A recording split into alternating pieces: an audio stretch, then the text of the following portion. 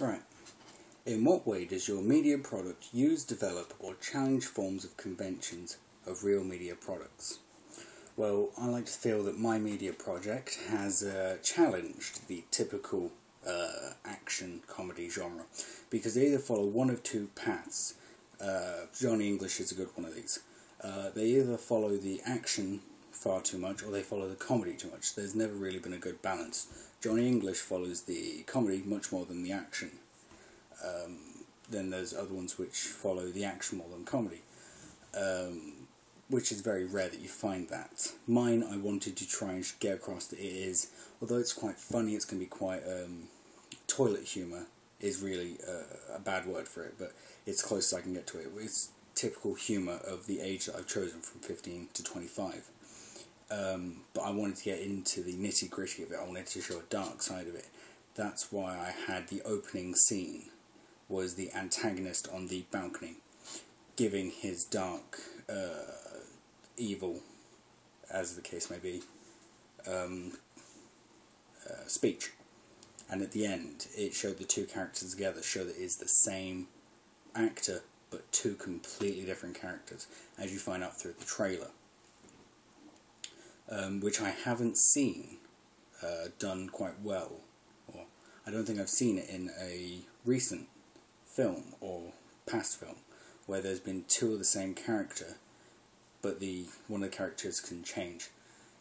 I've seen it in TV shows a few times, but they've always been very serious. There's not been much comedy behind it, which I feel if this was in a full-scale production, I thought of so many ideas how the funny situations which can arise from having two characters which are the same person, ideally the same thinking, just different attitudes towards it. Obviously, antagonist is bad, protagonist is good. Good character, Sean, he's quite light-hearted, doesn't take things too seriously. Whereas the antagonist, who is a computer AI program, who can change what he looks like, who he looks like, and his personality changes with the look. So it's a bit of contrast. So if he's disguised as Adam in it, then his attitude becomes a bit darker, because more darker than it is when I'm playing him. So his attitude changes with the character. One of the funny situations I thought would be good is if in the trailer it says, I hack computers, which was my line. I thought of 4 different variations of that. One of them was, I'm an excellent ventriloquist, and then it would cut to a scene of me and the computer program who can't hear at the moment because he's had some sort of malfunction, and I use my ventriloquist skills of some sort, which I thought might have been quite funny. But it turns out I couldn't figure out a way of putting it into a script. Also, from the advertising points, and because I'm working by myself, from the off I chosen to do comedy, because I decided to play to my strengths. I'm not very good at writing serious work.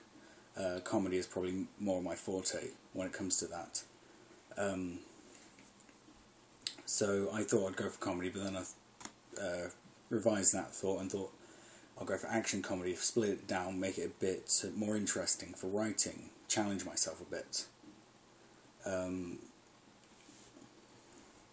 But when it came to advertising and how I was going to get my work out there and get opinions on it, I was going to do it through the 2-step flow, where I would put it out to where I'd hope that the peer groups, the group leaders, would then watch the film and then spread it to their peers and to their social groups, and then they would pass it on that way, and then I'd get all the feedback from it by word of mouth.